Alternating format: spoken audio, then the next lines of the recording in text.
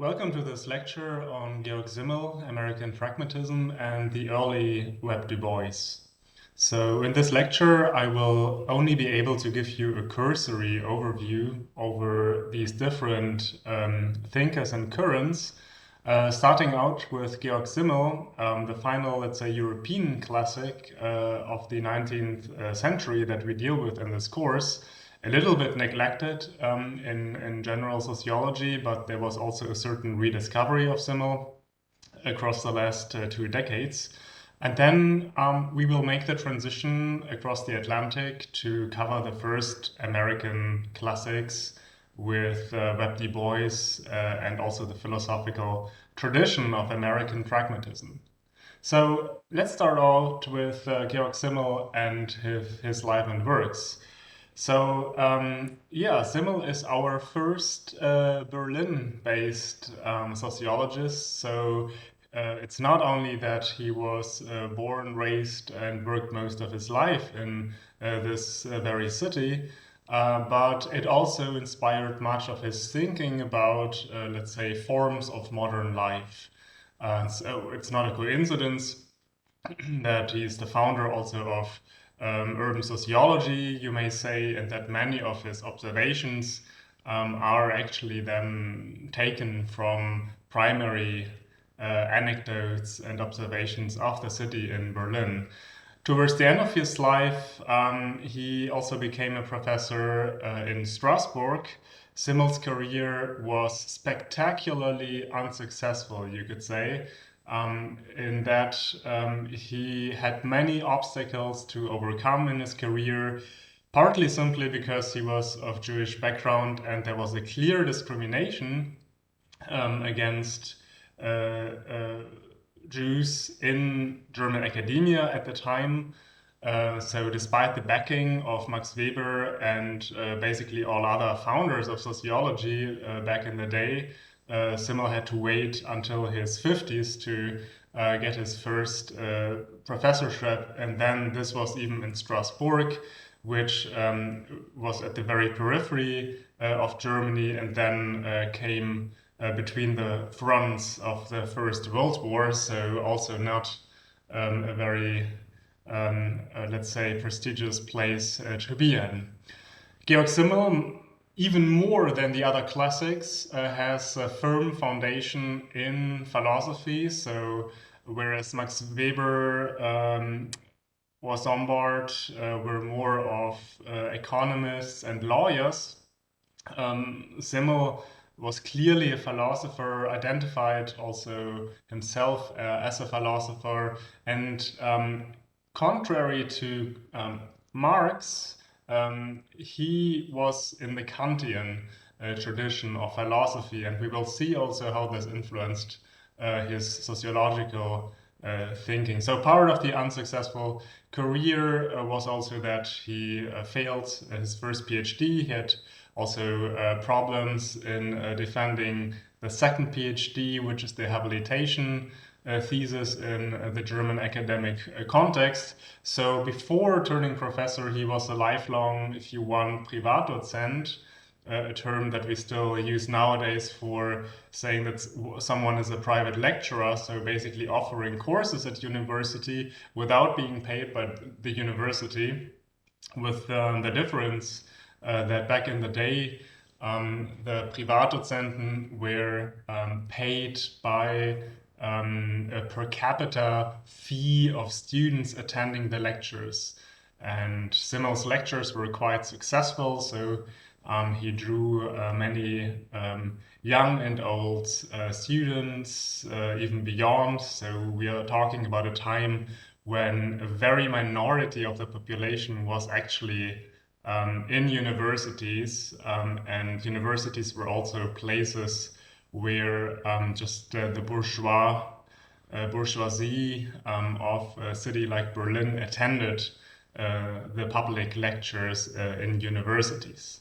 Also interesting to mention that he was married to Gertrude, who some of you may even know as the author Marie-Louise Enkendorff, who published on also philosophical topics. Yeah.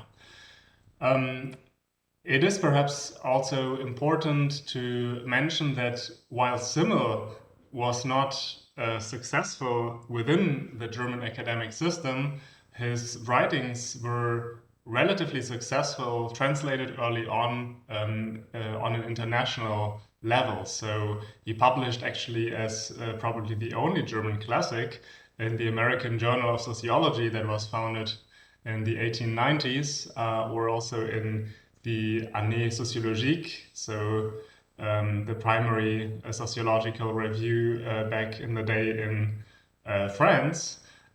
So yeah, it's a little bit ironic that Simmel had, if you want, a reputation and renown in other countries, with books being translated even into Russian.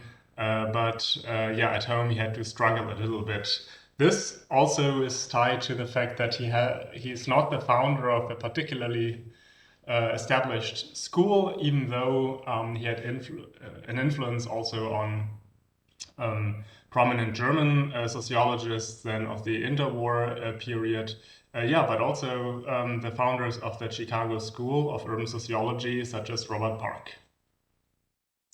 Um, One reason also for why he might have not been that successful within the German academia is not only that his general style is very philosophical still, and you may have noticed this also when doing the mandatory reading, which was just a summary of Simmel's writing, but also with the fact that let's say the more sociological parts on which Durkheim here comments when he reviewed actually the Simmel's Philosophy of Money book.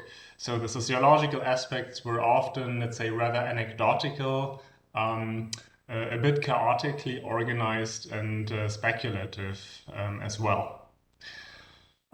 Despite all of, let's say, these non-successful aspects of Simmel's career during his lifetime, he is something like the inspirer, you could say, of urban sociology. So the study of modern cities, a subdiscipline of sociology nowadays, founder also of the sociology of fashion, the sociology of money, relational sociology as well, sociology of conflict, also network theories, and yeah, arcane subjects such as the sociology of the stranger.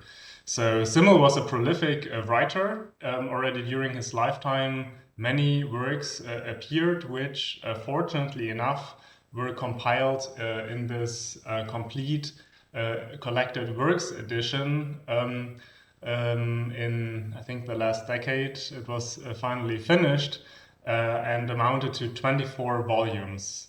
Most of these books were actually published during his lifetime. And much of the additional writings and notes, excerpts, etc. of Simmel were unfortunately lost somewhere in the Hamburg harbor when Simmel's son escaped the Nazi persecution towards New York. Otherwise, many more letters, many more documents would have been available. Much of Simmel's sociology is also available actually online here. There's a Swiss club of Simmel friends who shares many of the documents also online. Within Simmel's writings, it's important to mention something like the transcendental turn that happened in the 1890s, after which he actively used Kantian categories in order to also analyze society and to establish his idea of what sociology should be about. So in his early writings, he is still inspired by the psychology of the time. This is also something that Werner Sombart, another contemporary of Simmel and Weber, was very much into. It was the idea to establish, if you want, a certain characterology, or let's say description of characters of different ethnic groups or even nations. So a kind of, let's say, concept that nowadays would almost border at racism of some kind, and was also rejected by other founders of sociology, such as Max Weber. But back in those days, I mean, recall the fascination that all of these writers had for evolutionary theory, for the natural sciences, something like the systematic study of different people, of different ethnic groups through psychological categories was something prominent.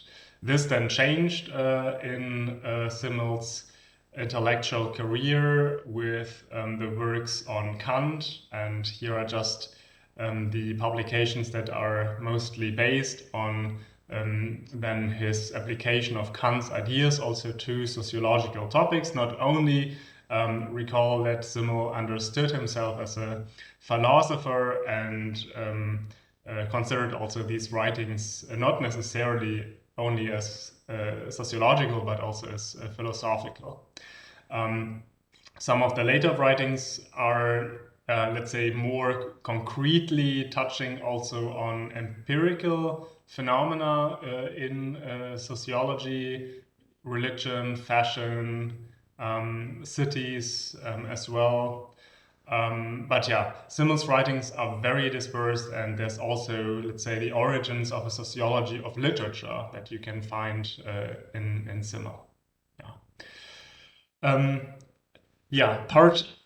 Just very few of his writings were published then after his death as well, and the complete edition at least contains also certain parts of his correspondence that could be rescued. Let's turn to some of the general concepts that characterize Simmelian sociology. So perhaps to start out with, it's interesting to point to the context of discovery, right, as opposed to the context of justification.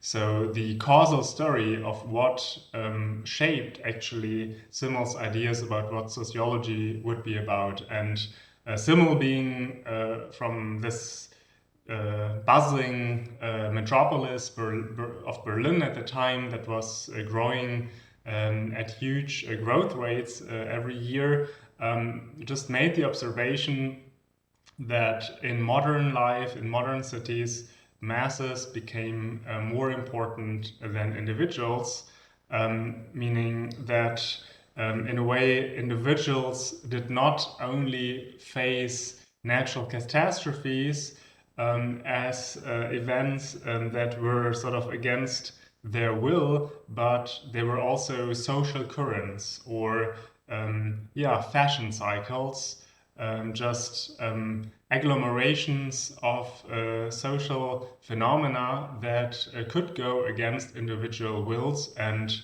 that characterized the modern individual much more than the traditional one.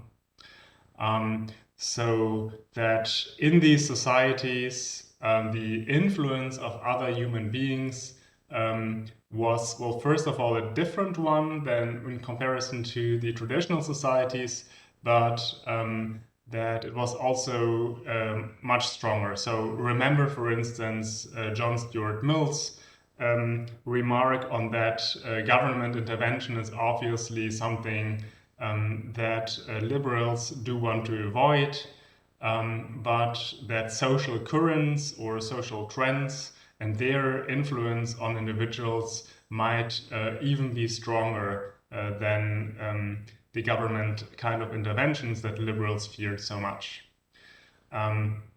Much of Simmel's writings then are based on very micro observations of what it means to be under the influence of other human actors.